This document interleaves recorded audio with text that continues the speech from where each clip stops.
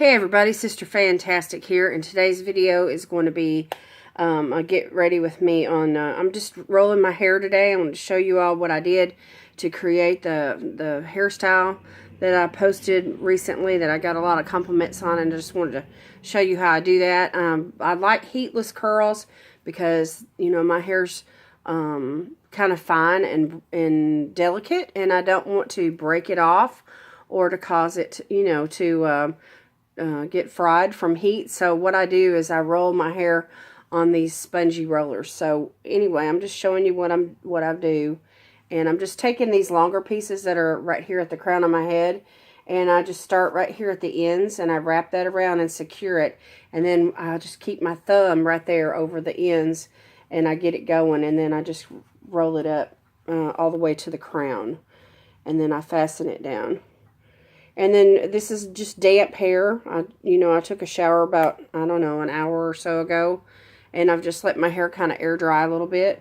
And so these longer pieces that are up here close to the crown of my head are the ones that I'm wrapping with this larger size curler here. And I just keep going around, you know, the crown of my head and the top and the front with all of this size. And then these shorter pieces that are down close to the nape of my neck, I have another size roller that I'm going to use to accommodate those pieces. So this is just a really easy way to create heatless curls if you have the time, you know, to let it air dry and, you know, and have your you know, just not have to sit under the hair dryer. You can put it under the hair dryer if you wanted to, but you don't have to sit under the hair dryer. You know, if you don't want to, you can just if you do it while your hair's damp, then it doesn't take but just a few short hours. Especially if you use small pieces of hair. And so as long as you're not getting the hair, you know, depends on how long your hair is too. You know, the longer your hair is, the more layers that are going to be wrapped around the curler. So you have to use your own judgment and, you know, the kind of time that you might have. Some people like to do this and go to sleep at night, you know, and roll their hair at night. But, you know, it can be kind of bumpy on the back of the head. So anyway. And then when you get down towards the nape of the neck, you know, and you have these pieces here that aren't quite as long as the ones that you had up closer to the crown of your head, you know, you can use that different size roller. Because I find that as I use the smaller size roller on the crown of my head, then it takes more wraps around for the longer pieces, and that, you know, it's harder for them to dry. So, or you can do it however you want to. You know, the size of the curl is not, there's not that much difference between the larger ones and the smaller ones as far as the size goes. But anyway, if you wanted to alternate them or do them however you want to do them, if your hair's layered, you know, and you want to use the smaller ones on top to create that volume at the root. So anyway, this is what I'm doing. And there's more than one way to roll your hair. I mean, you could take your hair and instead of starting at the end, you know, you could start in the middle and create those bumps, you know, the real curly bumps in the middle. But I don't like doing it that way if I can avoid it, because my hair gets tangled easy, even on these kind of rollers. So it's better for me when I'm unwrapping my hair, you know, after it dries, just to have it all, you know, in a nice neat line where it unrolls without getting tangled up. So anyway, I was tagged by my friend Jonna, just call me Joe, for the small YouTubers tag, and so I wanted to answer these questions today while I'm doing this, and just do like a 2-in-1 kind of video. And so the first question is, what inspired me to do videos? And I was watching some other YouTubers and just learning, you know, what kind of makeup was out there nowadays. And because I really, up to that point, I just didn't have a whole lot of makeup. I mean, I wore makeup, but I just didn't have a whole lot of it. And I really didn't know what all was out there. I didn't know the new techniques for makeup. You know, I just had been applying makeup kind of like on my own without any instruction for years and years and years. And so anyhow, I just got inspired by watching videos, and it was exciting to me to see what they were doing on YouTube. And I thought, wow, what a great way to teach. You know, this is I love to teach. I love to, you know, pass on things that I've learned, and I just got so excited about, I love to learn, and I got so excited about learning. And I thought to myself, you know, I got to share this with some people. And so anyhow, even though I didn't really especially feel like, you know, I have a lot of beauty, natural beauty, you know, for people to look at, I still felt like, you know, I was learning a lot of stuff, and, you know, I wanted to pass on that, you know, that knowledge. So anyhow, I got inspired by watching other people's videos, and that's where the inspiration came from. All right, question number 2 is, what do you do? Where do you see yourself in 5 years?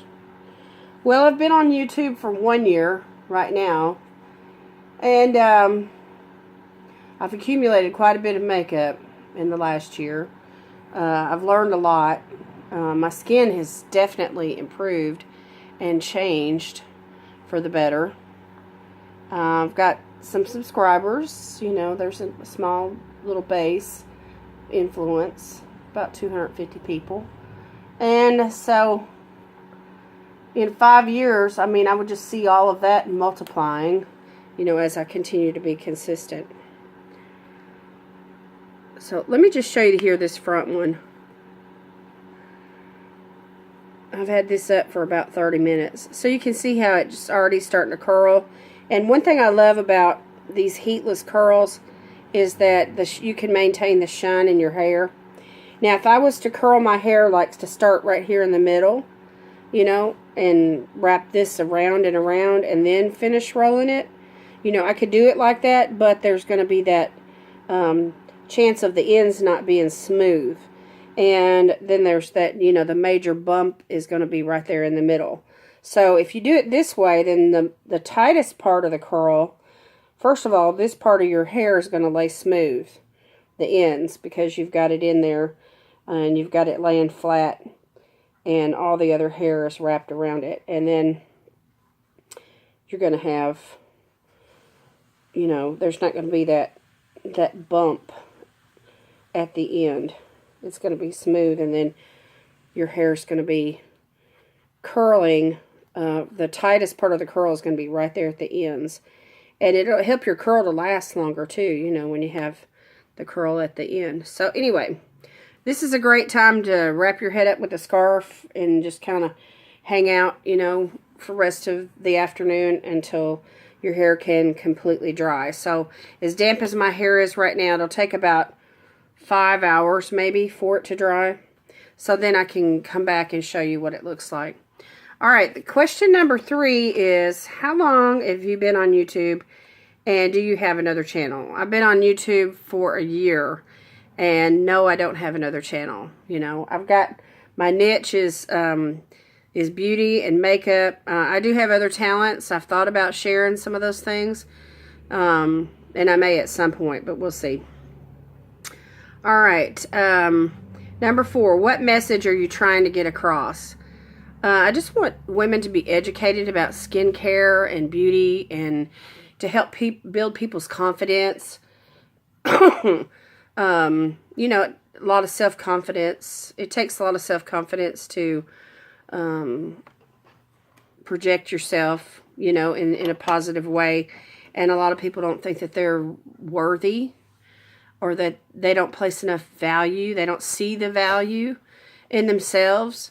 And so, you know, and I know I struggled with this at the very beginning. I thought, oh, you know, I'm overweight, I'm older, I have mature skin, I don't have a lot to offer, you know? And I really struggled with that, you know, feeling like I didn't have a lot to offer. I didn't feel like I had much worth or much value.